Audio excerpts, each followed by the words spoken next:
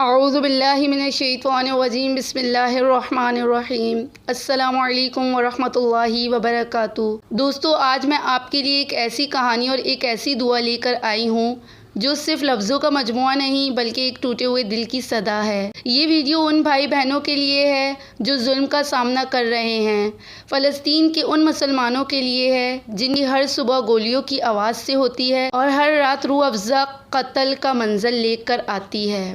ایک ماں تھی غزہ کے ایک چھوٹے سے شہر میں، ہر روز اپنے چھوٹے سے بیٹے کو اپنے سینے سے لگا کر صرف ایک دعا کرتی تھی، یا اللہ میرا بیٹا سورج کی روشنی دیکھ کر اسکول جائے، نہ کہ بم کی روشنی میں دفن ہو۔ لیکن ایک دن اس ماں کا سپنا ٹوٹ گیا، ایک بم گرا، سب کچھ ختم، مگر جانے سے پہلے اس ماں نے اپنے بیٹے کے لیے ایک پیغام چھوڑا: میرا لال، اگر تو زندہ رہا حق کے لیے جینا، اور اگر شہید ہو گیا تو جنت میں ملیں گے۔ کیا آپ سوچ سکتے ہیں کہ یہ ماں کیسے زندہ ہوگی؟ دوستو، فلسطین میں ہر ماں، ہر باپ، ہر بچہ ایک مثال ہے صبر کی، لیکن کیا صرف ان کا صبر کافی ہے؟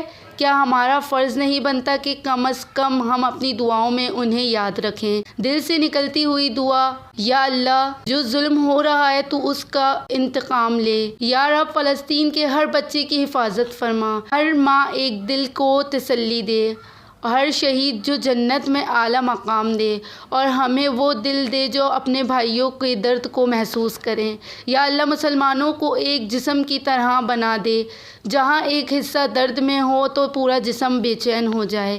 فلسطین میں صرف خون نہیں بہہ رہا، وہاں صبر، ایمان اور قربانی کی مثالیں لکھی جا رہی ہیں۔ آپ اپنی دعاؤں میں اپنی آواز اور اپنے اعمال ان لوگوں کے ساتھ دے سکتے ہیں۔ اگر آپ بھی چاہتے ہیں کہ زندگی میں اصلی مقصد ہو تو ان مظلوموں کو یاد رکھیں، ان کے لیے دعا کریں، ان کا ذکر کریں اور دنیا کو بتائیں کہ ہم زندہ ہیں۔ شیئر کیجیے اس ویڈیو کو تاکہ ہر دل تک یہ آواز پہنچے۔